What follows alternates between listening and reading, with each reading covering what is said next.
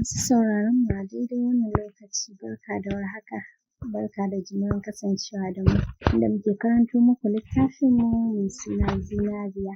Likita ya kira domin ta zo ta duba ta saboda yanayin jikin nata da ya tsananta. Ka ɗaga mata ƙafa in so samu ne ma fiye da haka saboda samun lafiyarta. Ka ji mata rauni saboda ƙarfi da ka gwada mata. Likita amarya ce fa. Gaskiya ki wani abun sati ya yi yawa. Kallon shi Hamidu take yi. Ni dai na faɗa maka in har kana son samun lafiyarta ka ƙyale ta har ta warke.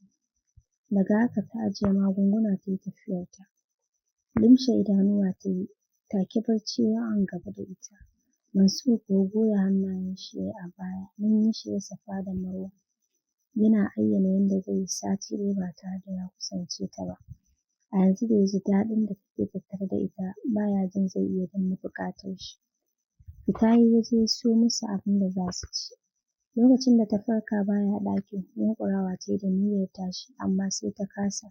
Cije lips ɗinta ta yi da ɗan ƙarfi tare da jawo wayarta da ke bedside. Kiran shi ta yi ba a ɗauki minti 3 ba sai ga shi. Sannu, ya kike jin jikin? Kallon shi ta yi da narkakkun idanuwanta tana faɗin Alhamdulillah, ina so na shiga toilet ne. Cak ya ɗauke ta tare da nufar toilet da ita. Ruwan zafin da ke flask ya ɗiba mata. Wayyo Allah zafi! Hamida ta faɗa tare da rufe hannuwa. Fitsari take ji sosai amma zafin da take ji ya hana ma fitsarin fitowa. Sannu, ki fara watsa ruwan ko zafin zai ragu. Hakan kuma ta yi, sai da ta fara tsarki da ruwan zafin kafin ta samu ta fara yin fitsarin. Kaɗan-kaɗan ya dinga fita, tana matsa cinyoyinta saboda zafi, har ta samu ta yi fitsarin. Yana tsaye ta fara ƙoƙarin yin tafiya, ƙafafuwa a wawware. Sai da ya kuma taimaka mata suka dawo ɗaki. Iya tea kawai ta iya sha tare da magani kana ta koma ta kwanta. Tana sauke ajiyar zuciya. Bai samu damar fita aiki ba don bai son barin ta ita kaɗai. Haka ya zauna jikinta tsawon kwana 3 kafin ya fara fita aiki. A kwanakin kuwa ƙirjinta da bakinta sun ci baƙar wuya a hannun Mansur, domin da su ne kaɗai yake iya rage zafi. Tafiyar shi aiki ba jimawa sai ga tawagar Team Amare sun yi wa gidan tsinke. Da yake kafin ya fita ta faɗa mishi za su zo, shi ya sa ko da ya zo fita ya sanar ma mai gadi akwai baƙin da za su zo, ya bar su su shiga. Lallaɓowa ta yi ta sauko falon ƙasa tare da kwanciya a kujera. Tana kwance ta ji sallamarsu. Amarya ba kya laifi ko kin kashe ɗan masu gida, cewar Sabira. Munira kuwa cewa ta yi, sannu Hamida, ashe abu ya faru har da su ɗinke-ɗinke. Murmushi Hamida ta yi tare da faɗin, ai kwa bari ku zauna ko ruwa ku karɓa kafin ku fara tsegumi. Dariya Fatima ta yi tana faɗin, ni dai wallahi ba ki ga kyawun da kika yi ba. Jikinki ya sake yin fresh har wani ɗan haske kika yi. Sai dai fuskar ce ta yi faro alamar rashin lafiyar ta girgiza layin nufi. Lallai dadin Nafisa ya iya tafiyar da zalmalli. Duk sai suka saka ta jin kunya. Kai da Allah a bar wannan batun haka. Wai kunya kike ji ne? To ai yarinya ki cire wannan kunyar tun wuri ki saki jiki yanzu ai an girma. Kin ci abin da Rufaidah take ci duk matsayinsu ɗaya. Fatan dai Ubangiji ya ƙaro lafiya a ci gaba da girgiza gado. Wallahi ban iyawa tab. Kin san azabar da na sha ne? Wai yanzu haka ake kullum? Hamida ta yi maganar cike da sanyin jiki. To ai shi ne auren. Haka za ki yi haƙuri ki ta buɗe mishi yana ci. In kuma kika matsa ƙafafu tauye mijinki za ki. Daga ƙarshe sai dai ki ji wani labari. Ko ya ƙaro wani auren ko kuma ya faɗa biye-biyen matan waje. Yanzu ga shi da Rufaidah ta kasa ɗaukar buƙatar shi ai samo wa kanshi mafita tunda ba zai iya jurewa ba. Gwara tun wuri ki kauda tunanin ba za ki iya ba daga zuciyarki. A ɗan lokacin da ke da shi ki yi tunanin hanyar faranta ran mijinki. Ki dasa soyayyarki a zuciyar shi tun kafin matar shi ta dawo. Haka suka dinga hira suna sake ɗora ta kan hanya har zuwa la'asar kafin suka bar gidan. Bayan sun ba ta tarkacen kayan gyaran da suka kawo mata. A daddafe aka yi kwana 5, ranar na 6 Mansur ya ce bai san zancen ba.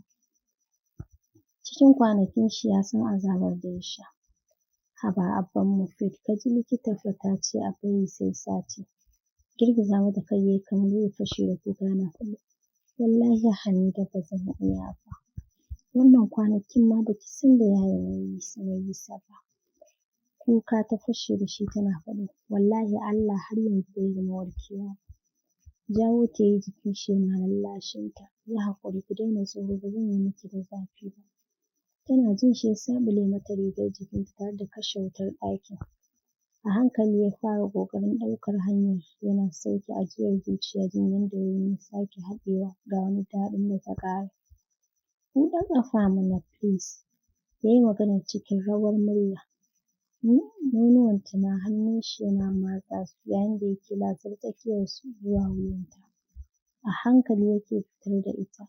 Sai da ya samu hanya nan sai ya kwance ya fara mata wuta-wuta yana nishi.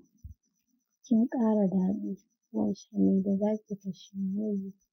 Haka ya dinga ihu yana sambatar daɗin da ta ƙara.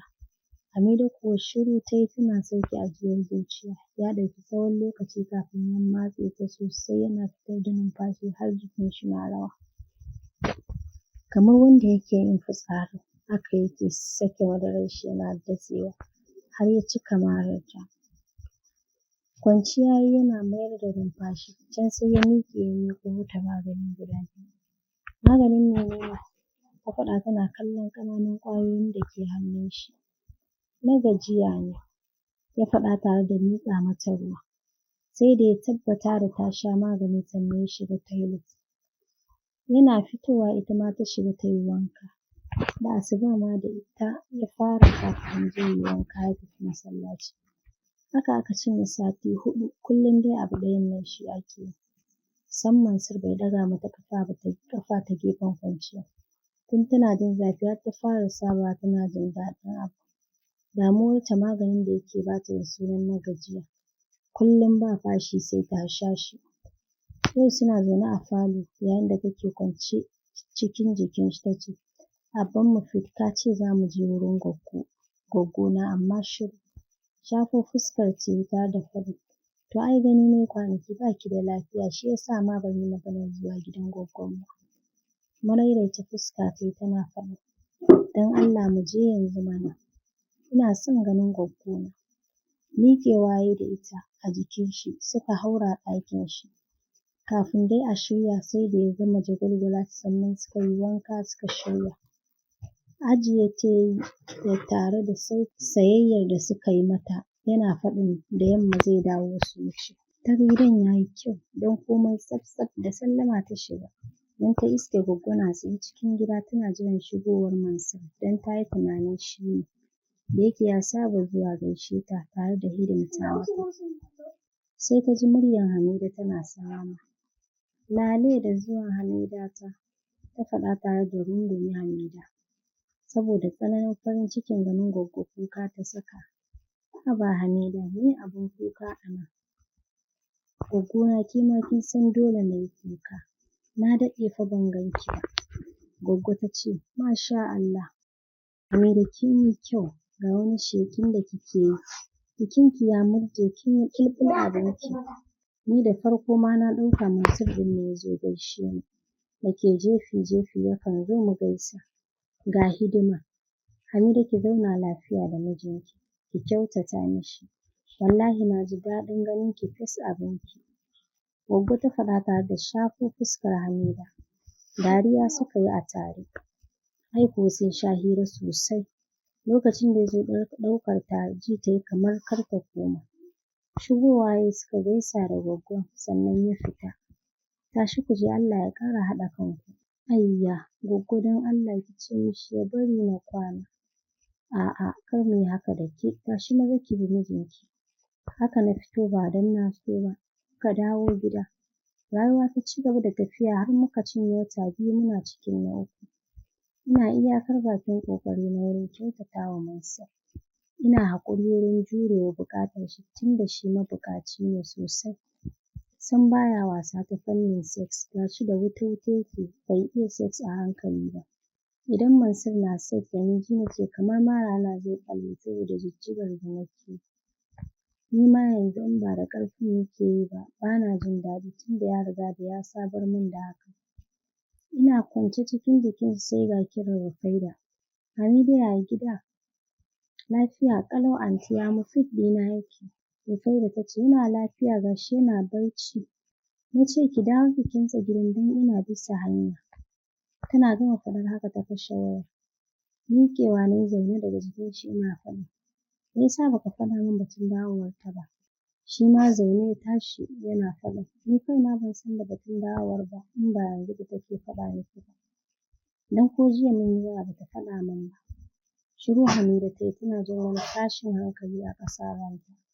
Bata san yadda wannan auren nasu zai ci gaba da rayuwa ba idan Rufaida ta dawo gida. Gashi yanzu ta fara sabawa da mijinta. Me yake tunani? Mansur ya faɗa haka yana kallon ta. Ba komai. Ki cire tunanin ki ajiye shi gefe. Za mu ci gaba da tafiyar da rayuwarmu ba tare da ta fahimta ba. Gyaɗa mishi kai ne sannan na ce mishi ya buɗe min ɗakinta in gyara mata. Tunda dai bata faɗa ga ranar zuwan nata ba. Ko shi Mansur ɗin da suka yi waya washegari bata ce mishi ga rana ba. Ta dai sanar mishi Nani za ta dawo ya buɗe mata main falo ta gyara har ɗakinta.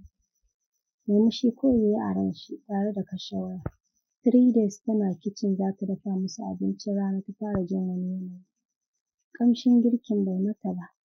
Har zuciyarta na tashi. Da ƙyar dai ta kammala ta haura ɗaki. Tana shiga toilet kuwa ta fara amai. Abincin da bata iya ci ba kenan sai chips da ta ji tana sha'awar ci. Shi ne ta soya ta ci shi haka. Shi ɗaya ya ci abinci yana lura da yanayin yadda take ta yatsune-yatsunen fuska. Ke ba za ki ci abinci ba? Wannan yatsune fuskar duk na mene ne? Kawai dai bana son cin abincin ne. Shiru ya yi mata sai da ya kammala cin abincin ya ce, to me kike so a siyo miki? Ni fa na ƙoshi da abincin ne. Tashin zuciya yake saka ni. Ta faɗa tana yi mishi wani irin narkakken kallo. To taso mu je ɗaki don na lura kamar so kike ki yi min fyaɗe irin wannan mayataccen kallon da ake yi mini. Miƙewa ta yi ta sauke kwanukan kan dining ɗin tana faɗin. A nan za a yi komai. Ta ƙarasa maganar tana cire doguwar rigar jikinta. Oh, wow! Kin ga yadda wurin nan suka ciko kuwa? Komai naki ma ya canza hatta daɗin ki ma ya ƙaru fiye da da. Idan ka gama sambatun ka zo in sha. Cike da rawar jiki ya tuɓe don yana bala'in ƙaunar sakin. Ai kuwa ta dinga sakin kamar ta samu sweet. Sai da ta cika baki ta shanye kafin aka fara haƙo rijiyar da ke cike da ruwan. Da yake tana jin fitina haka ta sake mishi jiki yayi yanda yake so da ita. Ai Allah! Sannu 'yar albarka. Mansur ya faɗa lokacin da ya dawo wayarsa. Washegari yana ofis ya kira ta bidiyo call lokacin tana kicin ta ɗaga kiran. Baby baki gama ba? Gashi ina son zuwa cin daɗi. Lashe baki ta yi tare da faɗin sai ka zo. Ai kuwa ya kashe wayar. Bayan 'yan mintoci sai gashi a gidan da Hafsat ya nufo kicin ɗin. Jan gas ɗin ta yi ita ma kafin ta tarbo shi don ta ga alamar a kicin za a ci uwar sabada. Ƙarfe 3:27 jirgin su Rufaida ya sauka a Abuja. Direba ta kira ta ce ya zo ya ɗauke ta don so take ta yi wa Mansur bazata. Kamar ƙarar mota nake ji. Hamida ta faɗa mishi haka. Mansur da ya yi nisa a duniyar daɗi ya ce, manta kawai baby babu wata mota. Ya ƙarasa maganar tare da haɗe bakinsa ya ci gaba da haƙo rijiyar da hannunsa. Hamida a rikice ta fara ƙoƙarin barin jikin shi ma dakatawa yana kallon ƙofar kicin ɗin. Masu sauraron mu aka ce laifin daɗi ƙarewa. A daidai nan za mu dakata. Sai mu tara a shiri na gaba.